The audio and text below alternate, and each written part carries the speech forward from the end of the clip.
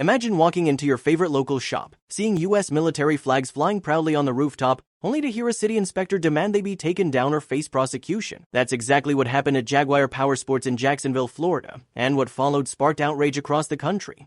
It started as a routine inspection. Melinda Power, a city code inspector, entered the store with her supervisor and handed over a citation. Her warning?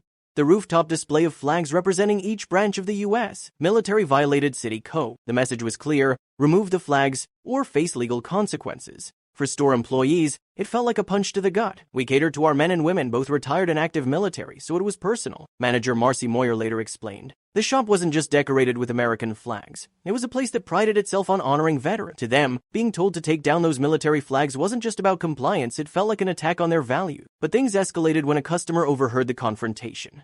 This wasn't just any customer. He was a combat veteran, a man who had taken 3 bullets and nearly lost his leg serving his country. Hearing someone order those flags removed hit him deeply. He spoke up, and that's when everything exploded. According to witnesses, Inspector Power turned sharply toward the veteran, stepping right into his face. Surveillance video later confirmed it. With her finger thrust inches from his nose, she demanded, "What did you do for this country?" The store went silent. Employees froze as the veteran, visibly shaken but steady, replied, he had served, he was retired, and he had nearly given his life in combat. That should have been the end of it. Instead, Power doubled down, allegedly shouting back, "You did nothing for this country." The words landed like a slap. For the employees watching, it was beyond disrespectful. For the veteran himself, it was insulting on a level words could barely describe.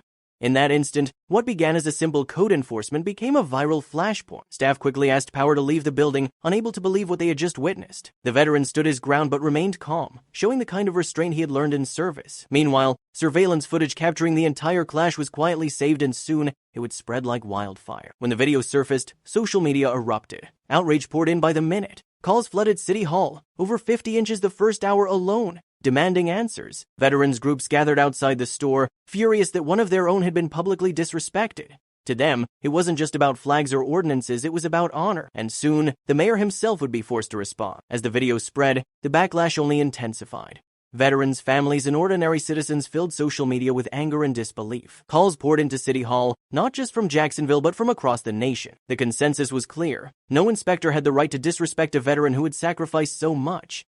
Under immense pressure, Melinda Power posted a statement on Facebook, but it only fueled the storm. She claimed she had misunderstood the veteran, thinking he asked her, "Do you know what I did?" and that she responded flippantly, "Nothing."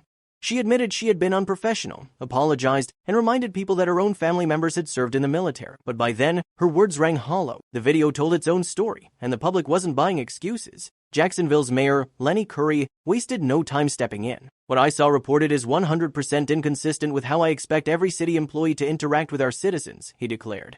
Both Power and her supervisor were placed on leave immediately. Curry, the son and grandson of veterans, went further. "As the mayor of a city with a proud history of commitment to our nation's defense, I will not tolerate disparagement or disrespect of the men and women who serve or served."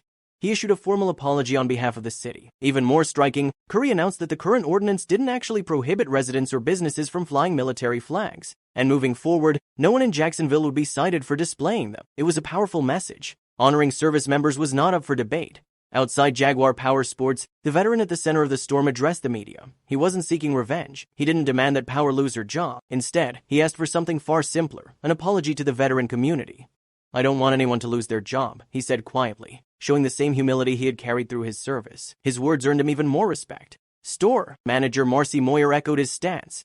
While customers and onlookers clamored for Power's termination, Moyer held firm. That was not the purpose of this. It was to bring awareness and hope that someone would not treat someone else that way. In the end, the confrontation became more than a clash over flags. It was a moment that reminded an entire city and beyond of the importance of respect, especially toward those who have given so much for their country. The inspector's failure had been dramatic, but the calm dignity of the veteran and the store staff showed what true character looks like. What began as a simple citation ended as a national story about honor, service, and the consequences of forgetting what those flags really stand for.